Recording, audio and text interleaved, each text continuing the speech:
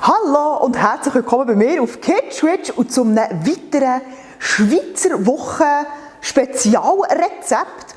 Heute mache ich etwas, was ich noch nie in meinem Leben selber gemacht habe, nämlich Cordon Bleu.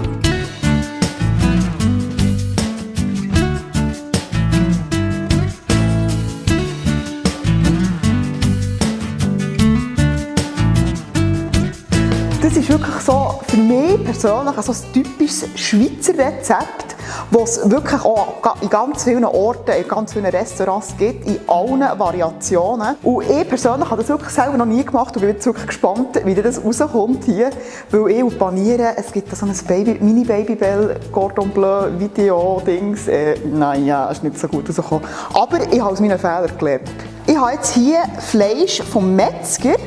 Und ich bin einfach an die Theke gegangen und gesagt, ich sollte Fleisch haben für eben Cordon Bleu. Und dann hat mir das dann eben in diesem Schmetterlingsschnitt geschnitten. Das sieht dann so aus.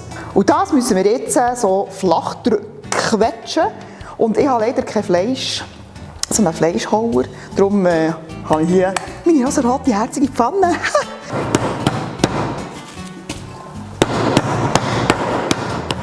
Wenn es geklopft ist, tue ich die Würze. Pfeffer und Salz. Und jetzt geht es an die Füllung. Und da kann man wirklich sehr, sehr kreativ sein. Ich habe jetzt so ein Hobelfleisch genommen und so einen Käse, irgendwie einen Alpen-Chili-Käse. Ich tue jetzt hier noch einen Zahnstocher drin. Wenn mir irgendjemand sagen kann, wie man das machen kann ohne Zahnstocher, ich bin wirklich froh für Tipps, weil ich habe wirklich keine Ahnung. Weiter geht es zur Panierstrasse. Zuerst tun wir es bemehlen, dann geht es ins Eibad und am Schluss wird es mit Paniermehl paniert.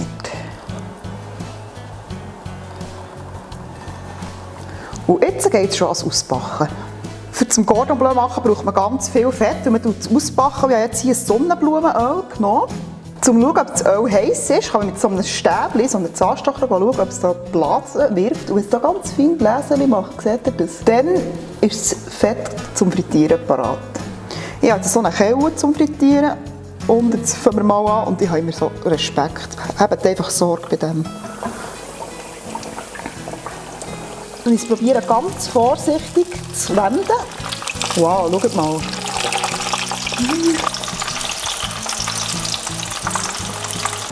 Ich für meinen Geschmack brauche ganz viel Zitronensaft.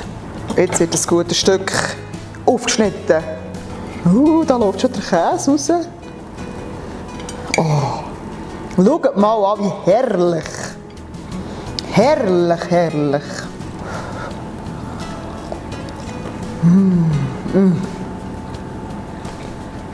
Frittierte Sachen sind halt einfach mega fein. Es ist wirklich auch gut geworden. Die Kruste ist schön knackig. Der Käse läuft schön raus. Also für das ich das erste Mal selber gemacht habe, bin ich also fast ein bisschen stolz auf mich. Darf ich also auch Gäste weitergeben oder servieren. Ich hoffe, euch hat das Video gefallen und habt richtig Lust auf Cordon Bleu selber zu machen. Und wenn euch das Video gefallen hat, gebt mir doch einen Daumen nach oben, liket mich, followt mich, das würde mich mega freuen. Und ich würde sagen, bis gleich.